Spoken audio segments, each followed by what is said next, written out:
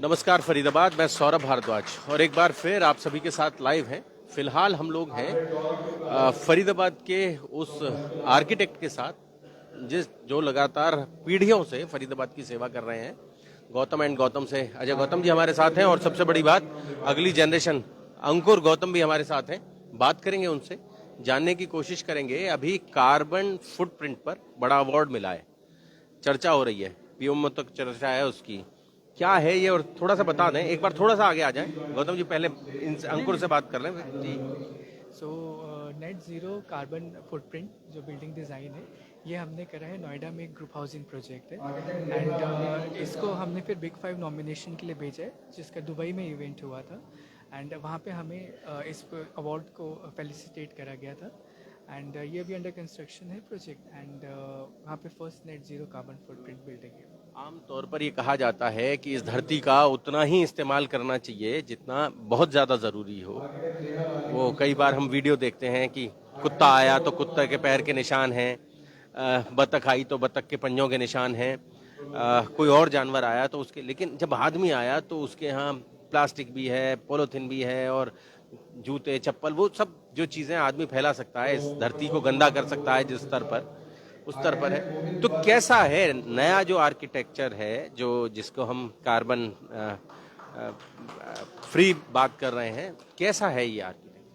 तो इसमें बेसिकली हमारे ये कि जो नेचर से हम ले रहे हैं, वो हम जैसे लैंड ले रहे हैं नेचर से, तो हम चाहते हैं कि बस हम लैंड भी जो ले नेचर से, तो जिस पे वेजिटेशन है उसको हम रिटेन करें और नेचर को हम इन रिटर्न कुछ दें, ना कि हम नेचर से लें।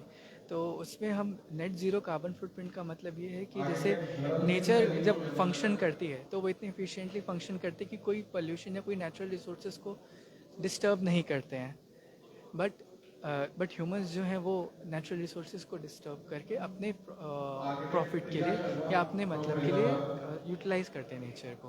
तो कार्बन फुटप्रिंट का रीज़न ये है, नेट ज़ीरो का मतलब ये है कि हम कार्बन जनरेट नहीं कर रहे हैं। जो भी हम डिज़ाइनिंग करते हैं या कंस्ट्रक्शन करते हैं उसमें कम से कम कार्बन एमिशन हो, जिससे कि नेचर पे लोड ना बढ़े कि वो कार्बन को ऑक्सीजन में कन्वर्ट करने की जो रिक्वायरमेंट रहती है। तो उससे क्या रहेगा कि हम नेचर के साथ मिलके रहेंगे और विदाउट नेचर को नेगेटिवली इफेक्ट करते हुए रहेंगे। तो ये है बेसिकली नेट ज़ीरो का। कबीर ने बहुत सुंदर लिखा, ज्यों की त्यों धर दीनी चदरिया। तो आपने धरती पर आए, धरती को आपने इस्तेमाल किया और फिर चले गए बिना कोई निशान छोड़े। अजय जी, बात फरीदाबाद, आपकी जानकारी के लिए बता दूं, फरीदाबाद के आर्किटेक्ट हैं गौतम जी, अजय गौतम जी। उनके पिताजी भी आर्किटेक्ट होते थे और शायद शहर के पहले आर्किटेक्ट थे। जी हाँ, बिल्कुल। बहुत सारे आर्किटेक्ट फरीदाबाद के जो रहे वो उन्हीं से सीखे, लोग बहुत सीखे, बहुत सारे शिष्य फरीदाबाद में काम करते जी हैं। हाँ, देखिए, जब ये आर्किटेक्चर शुरुआत हुई थी इस प्रोफेशन की, तो हम हरियाणा में जो बाबूजी थे हमारे, श्री केपी गौतम जी, उन्होंने ही इस प्रोफेशन की शुरुआत कराई थी। और उस टाइम बड़ा चैलेंजिंग होता था, कोई जानता भी नहीं था कि आर्किटेक्चर क्या है। और आज मुझे बहुत खुशी होती है जब दुबई तक काम कर रहे होते हैं, दुबई में भी बड़ा हल्ला हो रहा होता है गौतम एंड गौतम का, और वो शेख के महल वहल भी बन रहे हैं। हाँ, ये अंकुर ने अभी जो क्राउन प्रिंस ऑफ दुबई हैं, उनका पैलेस डिज़ाइन किया है। ये बहुत फ़ख्र की बात है हम सबके लिए, परिवार के लिए, क्योंकि ये तीसरी पीढ़ी हमारी इस प्रोफेशन में आई है।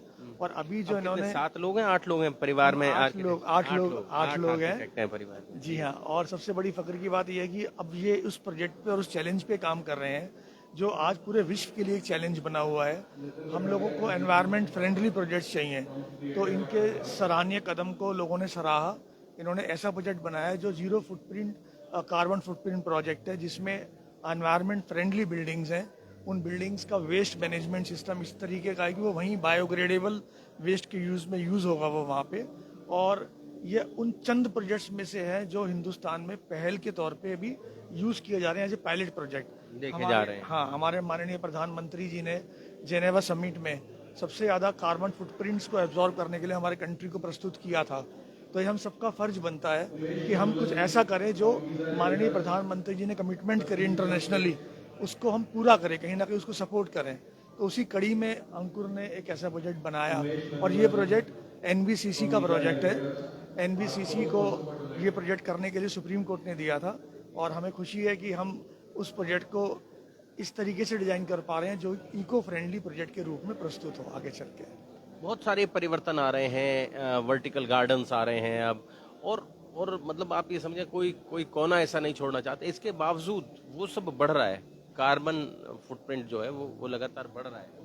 उसका रीज़न ये है कि कुछ आर्किटेक्ट्स जो हैं वो सिर्फ नेम के लिए या कॉन्सेप्ट के लिए उसको इंट्रोड्यूस करते हैं, बट जब ड्यूरिंग कंस्ट्रक्शन होता है या कंप्लीशन के टाइम मिलता है उसमें से आधी चीज़ें इम्प्लीमेंट ही नहीं होती हैं। तो ऐसे कई प्रोजेक्ट हैं जिनको सिर्फ नाम के लिए ग्रीन बिल्डिंग है, बट उसमें ऐसे कोई फीचर्स या एलिमेंट्स नहीं रहते हैं जो कि रियलिटी में हेल्प करें कि कार्बन फुटप्रिंट रिड्यूस हो।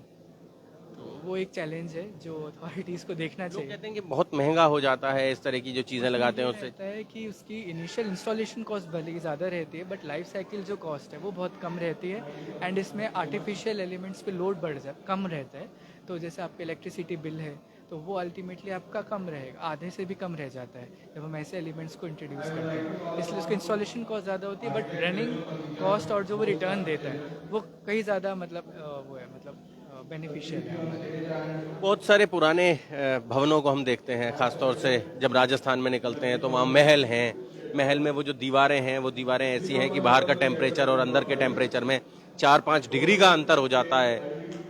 हाँ जी, तो आजकल ऐसी मटेरियल्स अवेलेबल हैं और टेक्निक्स भी अवेलेबल हैं, बस ये क्लाइंट पे डिपेंडेंट है, और सबसे बेटर है कि जो आर्किटेक्ट है उसका अवेयरनेस पे डिपेंड करते हैं कि उनको इस मटेरियल की नॉलेज है या नहीं है, क्योंकि आर्किटेक्ट्स ही क्लाइंट्स को सजेस्ट करते हैं डिज़ाइनिंग या मटेरियल फिनिशेस। तो वो आर्किटेक्ट्स की रिस्पॉन्सिबिलिटी होनी चाहिए कि वो क्लाइंट्स को ऐसे सजेशंस दें जिससे कि जो भी बिल्डिंग्स वो डिज़ाइन करें वो सस्टेनेबल रहे।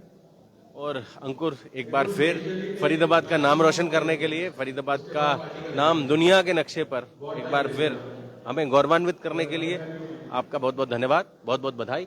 तो फरीदाबाद जोड़ेंगे आपको शहर की ऐसी ही और महत्वपूर्ण चर्चाओं के साथ। बहुत बहुत शुक्रिया।